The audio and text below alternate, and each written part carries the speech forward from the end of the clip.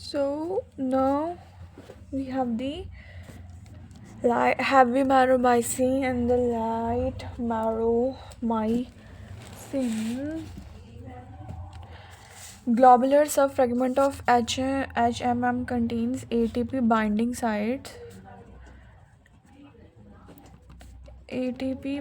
sites and actin binding sites.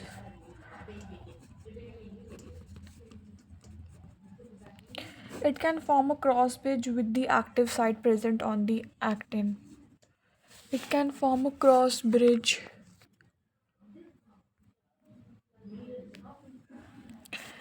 can form a cross bridge. Mechanism of muscle contraction. Mechanism of muscle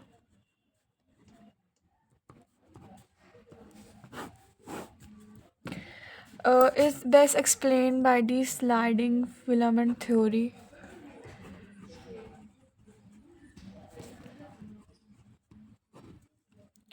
This theory states that contraction of a muscle fiber takes place by the sliding of the thin filaments over the thin filaments over the thick filaments.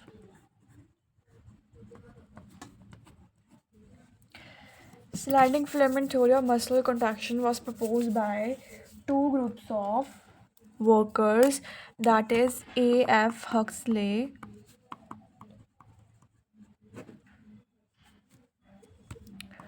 and Ralph Niedergarki.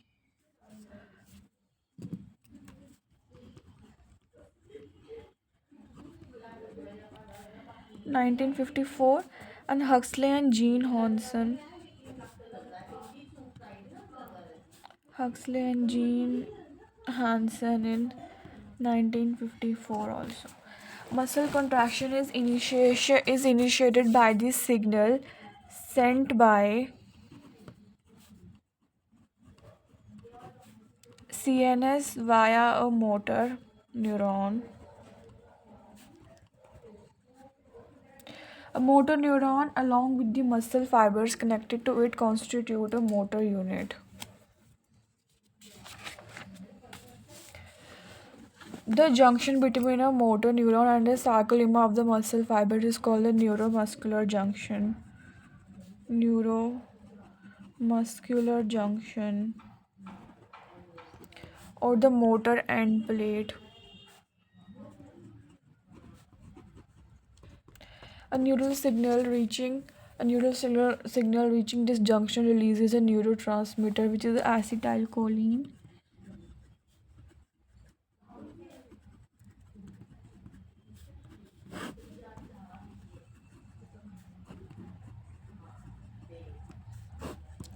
which generates an action potential in the sarcolemma. This spread through the muscle fiber and causes a release of calcium ions into the sarcoplasm.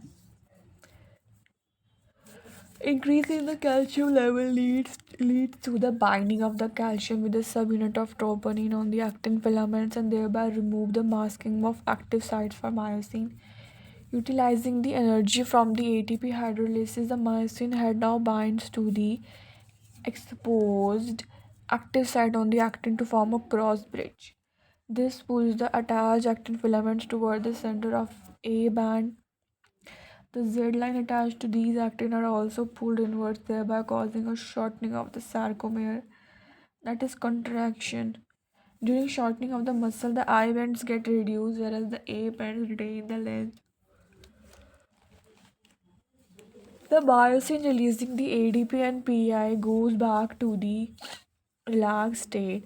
A new ATP binds and the cross bridge is broken. The ATP is again hydrolyzed by the myosin head, and the cycle of cross bridge formation and the breakage is repeated, causing further sliding.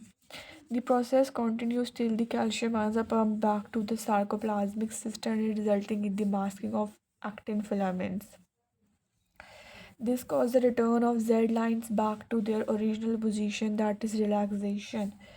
Repeated activation of the muscles can lead to the accumulation of lactic acid due to anaerobic breakdown of the glycogen in them, causing fatigue. Skeletal muscle fibers are of two types, red and the white.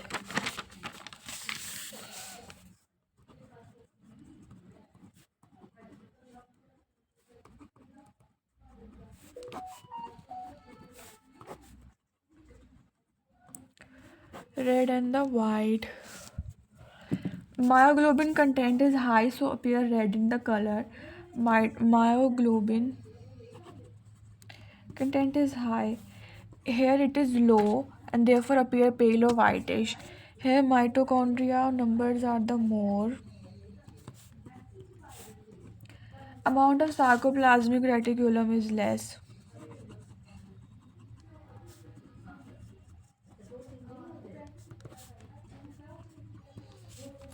Here amount of sarcoplasmic reticulum is more. They carry out aerobic oxidation without accumulating much lactic acid.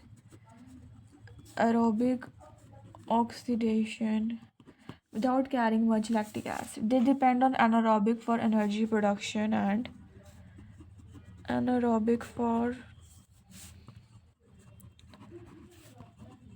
energy production and accumulate lactic acid in considerable amount during strenuous work. And they accumulate lactic acid also.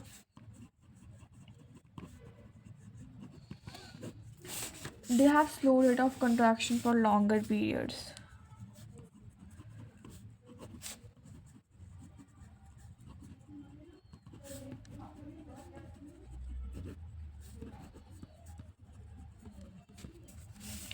They have fast rate of contraction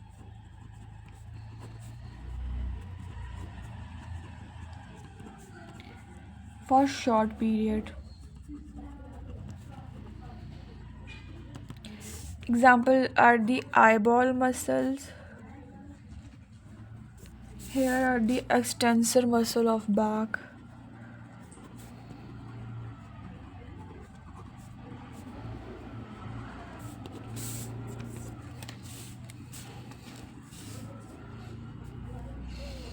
When a muscle fiber contracts, it contracts maximally. This is called the all or none law.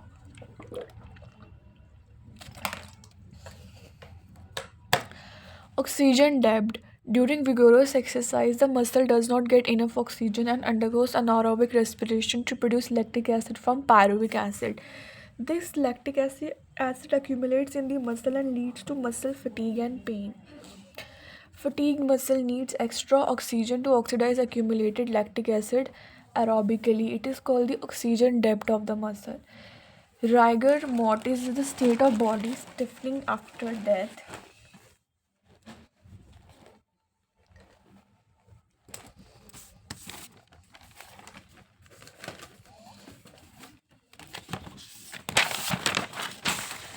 Rigor mortis is the state of body stiffening after the death due to non-separation of the actin and myosin filaments.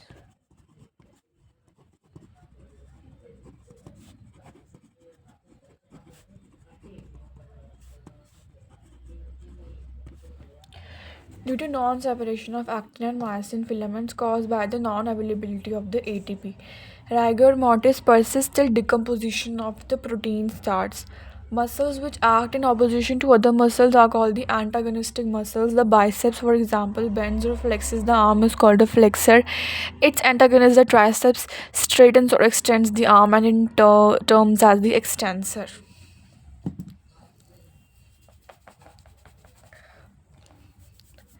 Next, we have the skeletal system. Skeletal system consists of a framework of the bones and the few cartilages.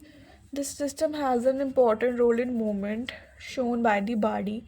Bone and cartilage are the specialized connective tissue. The bone has a very hard matrix due to the calcium salts in it. The cartilage has slightly pliable matrix due to the chondroitin salts.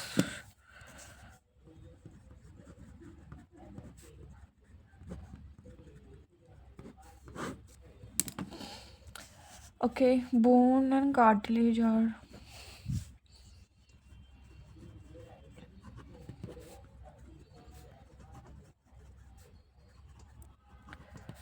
specialized connective tissue. Bone has a very hard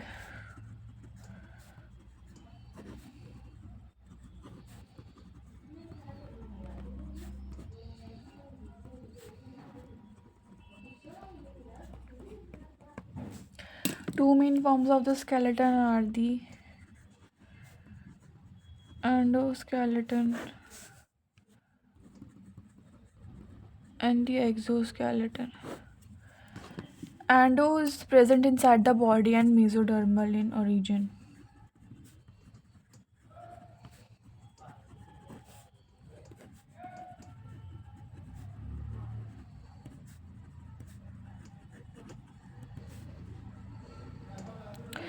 And endoskeleton is formed of the bone and skeleton in vertebrates. It is living in nature.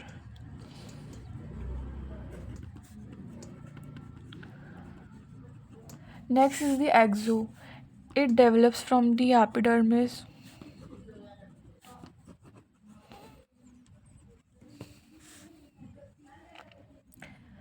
Examples are hairs, nails, claws, hooves, horn, and feathers. It is ectodermal in origin and non-living.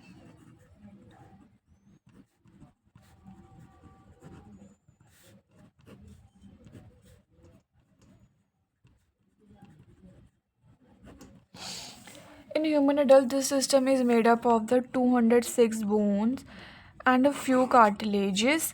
It is grouped into two principal divisions, the axial and the appendicular skeleton. Axial and the appendicular skeleton.